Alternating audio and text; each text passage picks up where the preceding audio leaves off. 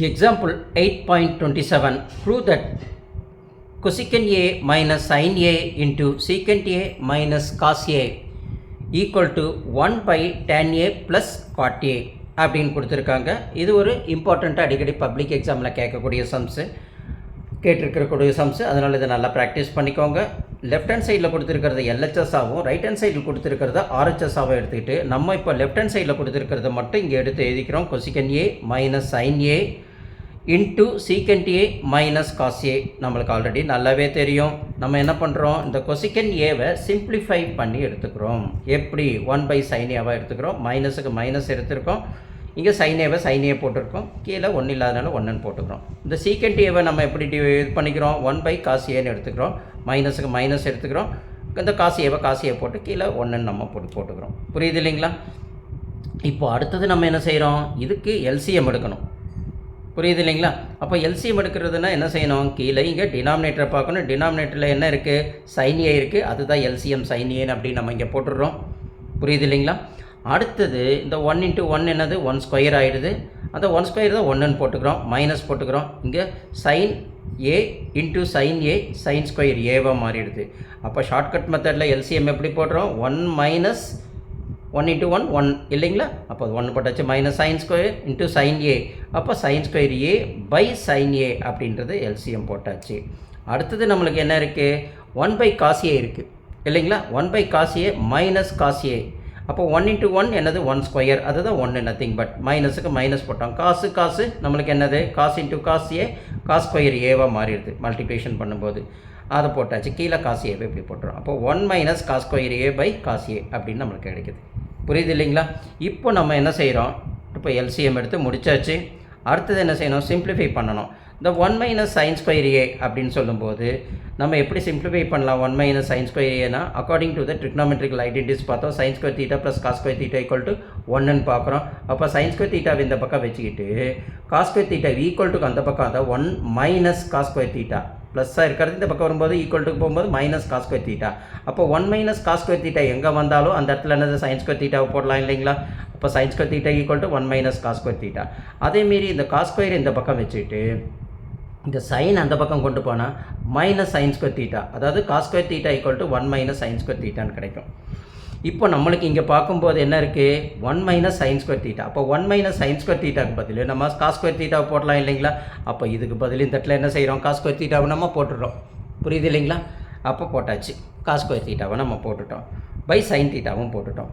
இன்ட்டுக்கு bracket போட்டாலும் ஒன்று தான், மல்டிப்ளிகேஷன் சைன் இப்படி போட்டாலும் ஒன்று தான். இப்போ 1 மைனஸ் காஸ் ஸ்கொயர் தீட்டாக்கு பதில் நம்ம என்ன செய்கிறோம், 1 மைனஸ் காஸ் ஸ்கொயர் தீட்டாக்கு பதில் சைன் ஸ்கொயர் தீட்டா, அதை சைன் ஸ்கொயர் தீட்டாவை போட்டாச்சு. பை காஸ் தீட்டாவை இங்கே காஸ் தீட்டா அப்படியே போட்டுட்டோம். புரியுது இல்லைங்களா? இப்போது நம்ம சிம்பிளிஃபை பண்ணணும். இப்போ இங்கே சைன் ஏ இருக்குது, இங்கே சைன் ஸ்கொயர் ஏ இருக்குது. அப்போ ஒரு வாட்டி சைன் இங்கே கட் பண்ணிவிட்டு இங்கே இருக்கிற ஒரு சைன் ஸ்கொயர் ஏ மட்டும் இங்கே போட்டுறோம். இங்கே காசு இருக்குது, இங்கே காசு இருக்குது, காஸ் ஸ்கொயர் ஏ இருக்குது. அப்போது ஒரு ஸ்கொயரையும் இந்த காசு ஏவும் கட் பண்ணிட்டோம்னா வெறும் காசு ஏ மட்டும்தான் இங்கே. அப்போ காசு ஏ இன்ட்டு சைன் ஏ அப்படின்னு இருக்கும். ஈக்குவேஷன் 1 கிடைக்கும். இப்போ இந்த சம்மை பொறுத்த வரைக்கும் நம்ம எப்படின்னா, ஒரு சில சம்ஸு இது பெரிய டெரிவேட்டிவாக வரும் அப்படின்ற காரணத்தினால நம்ம என்ன செய்வாங்க, எல்ஹெச்எஸை ஒரு லிமிட்டு கொண்டு அப்படியே நிறுத்திடுவாங்க. ஆர்ஹெச்எஸை கொண்டு ஒரு சைடு வந்தவொடனே கொண்டு வந்துடுவாங்க. ரெண்டும் கம்பேர் பண்ணி பார்ப்பாங்க. ரெண்டுமே ஈக்குவலாக வந்துச்சுன்னா அந்த சம்மு ஈக்குவல்னு போட்டுடலாம் ஷார்ட்டாக. அப்படி இல்லைனா இது ஃபுல்லும் டெரிவேஷன் பண்ணுறதுனா அது ஹையர் கிளாஸஸில் வரும் நம்மளுக்கு. இப்போ நம்ம இந்த சம்மை இது வரைக்கும் கண்டுபிடிச்சது என்னென்னு போட்டிருக்கோம், LHS equal to cos A into sine A equal to 1ன்னு கொண்டு வந்துட்டோம். இப்போ ஆர்ஹெச்எஸ் வேல்யூவை நம்ம என்னென்னு பார்க்குறோம். ஆர்ஹெச்எஸ் வேல்யூ நம்மளுக்கு என்ன இருக்குது, 1 by tan a plus cot A அப்படின்னு நம்மளுக்கு இருக்குது இல்லைங்களா?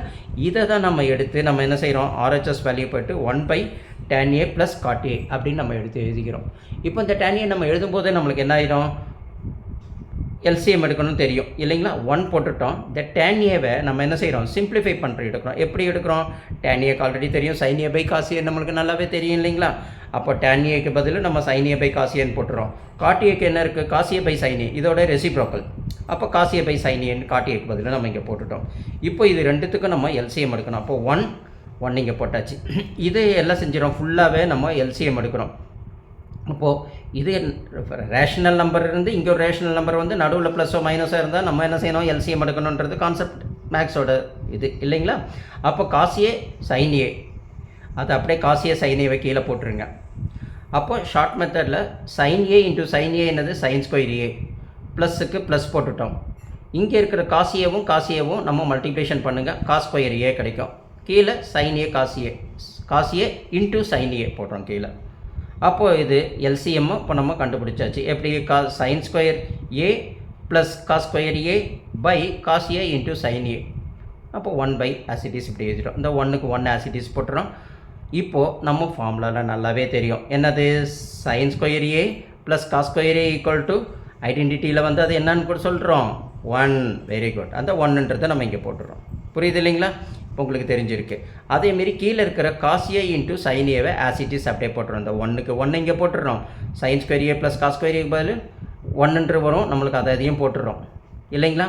கீழே காஸ் ஏ இன்ட்டு sin ஏவை இங்கே போட்டுறோம். இப்படி போட்ட உடனே நம்ம இங்கே இருக்கிறது ரெசிப்ரோக்கலாக மேலே மாறும். அப்போ 1 இன்ட்டு இது மல்டிப்ளிகேட்டிவ் ரெசிப்ரோக்கல் சொல்லுவாங்க. காஸ் ஏ இன்ட்டு sin ஏ மேலே போயிடும், கீழே 1 வரும். இந்த 1 கேன்சல் பண்ணிட்டா காஸ் ஏ இன்ட்டு sin ஏ அது நம்மளுக்கு மேலே போயிடும் இல்லைங்களா? அப்போ மீதி என்ன இருக்குது, காஸ் ஏ இன்ட்டு sin ஏன்னு தான் கிடைக்குது. நம்மளுக்கு ஆர்ஹெச்எஸ் வேல்யூ என்ன வருது, காஸ் ஏ இன்ட்டு sin ஏ. பாருங்கள் இந்த இடத்துல காஸ் ஏ இன்ட்டு sin ஏ வருதுங்களா? அதே நம்ம என்ன செய்கிறோம், இதுக்கு முன்னாடி எல்ஹெச்எஸ் கண்டுபிடிச்சது இங்கே பார்க்குறோம். எல்ஹெச்எஸில் என்ன வருது, அதுவும் cos A into sin A equation 1. இங்கே ஈக்குவேஷன் 2 பார்க்குறோம் ஆர்ஹெச்எஸில், அது என்ன வருது, cos A into sin A. அப்போ ரெண்டுமே cos A into sin A தான். இது எல்ஹெச்எஸ், இது ஆர்ஹெச்எஸ். அப்போது equation 1 and 2. So from the equation 1 and 2 LHS equal to RHS, cos A into sin A equal to cos A into sin A தான். அப்போ both the sides R to B ஈக்குவலாக இருக்கிறதுனால hence proved அப்படின்ட்டு இப்படி ஷார்ட்டாக நம்ம எழுதி இந்த சம்மை முடிச்சுக்கலாம். புரியுது இல்லைங்களா? ஸோ இப்படி நடுவில் பாதியில் both the equations are to be equal கொண்டு வந்து காமிச்சாலும் நம்மளுக்கு அது கரெக்டு தான். ஏன்னா இது பெருசாக வரக்கூடிய சம்மு, ஆனால் ரொம்ப இம்பார்ட்டன்ட் சம் கூட. அடிக்கடி எக்ஸாம்ஸில் இதெல்லாம் கேட்குறாங்க இந்த சம்ஸை. அதனால இதை நல்லா அழகாக நீங்கள் பார்த்து வச்சுக்கோங்க, நல்லா ப்ராக்டிஸ் பண்ணி போட்டுக்கோங்க. புரியலன்னா ஒரு தடவைக்கு 2 வாட்டி அழகாக போட்டு பாருங்கள். கண்டிப்பாக உங்களுக்கு இந்த சம்மு நல்லா புரியும். புரிஞ்சதுக்கப்புறம் நீங்கள் எக்ஸாமில் போடுங்க, ஃபாஸ்ட்டாகவும் போடுங்க. சீக்கிரமாக முடிச்சிட்டிங்கன்னா உங்களுக்கு டைம் கான்செப்ட் ஈஸியாகும். இந்த ஹார்ட் சம்ஸில் வரக்கூடிய சம்ஸோட ஃபியரும் உங்களுக்கு போயிடும். புரியுது இல்லைங்களா? ஃபுல் மார்க் நீங்கள் எடுக்கலாம்.